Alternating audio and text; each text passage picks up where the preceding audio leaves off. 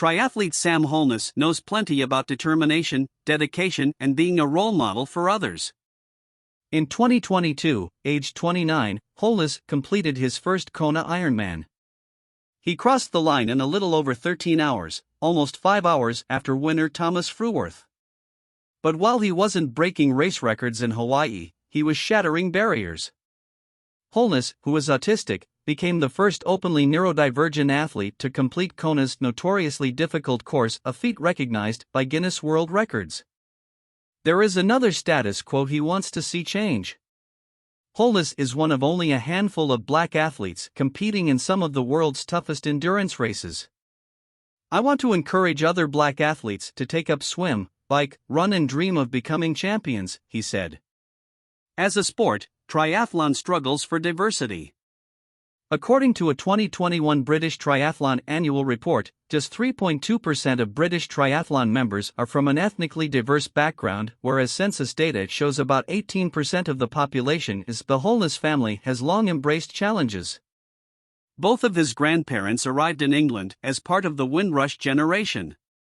We've both got Caribbean roots, so we draw on those roots, and we define our parents, Sam's grandparents, as the entrepreneurs. The original travelers, said Tony Holness, Sam's father. They got on a boat in Windrush days in the 1950s and they came here. Therefore, if you have that entrepreneurship perspective about you, going to somewhere you don't know, then it became quite natural for us to say, what can he do? Draw the best things out of Sam to make him the best he can be. Sam's mother, Marilyn, provides further inspiration. One of approximately just 50 black female professors out of 22,000 in the whole of the United Kingdom, she became an OB in 2009 for services to teacher education. Marilyn and Tony learned their son was autistic before he turned 4.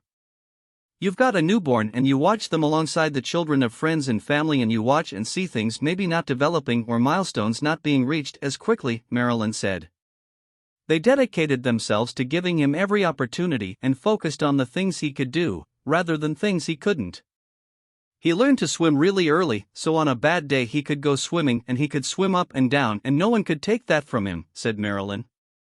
Holness tried trampolining, archery, ice hockey, and judo before he settled on endurance sports. Whenever he races, he wears tri-suits emblazoned with "Autism is my superpower." It makes me hyper-focused and determined, I never give up, he said. Because I like doing repetitive tasks, training for endurance sports is perfect for me. Sport has improved my life a lot. It provides me with purpose.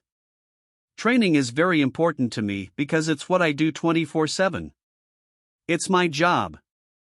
It doesn't matter if I'm cycling, swimming, running or doing strength and conditioning, I always do my best and I never quit. This is because I want to become the first elite triathlete with autism in the world.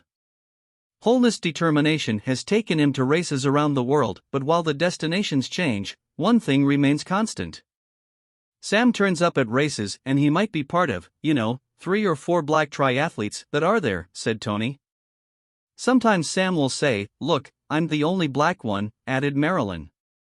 Sometimes when other people are meeting us, you can see almost on their face, oh, we didn't expect you to be black.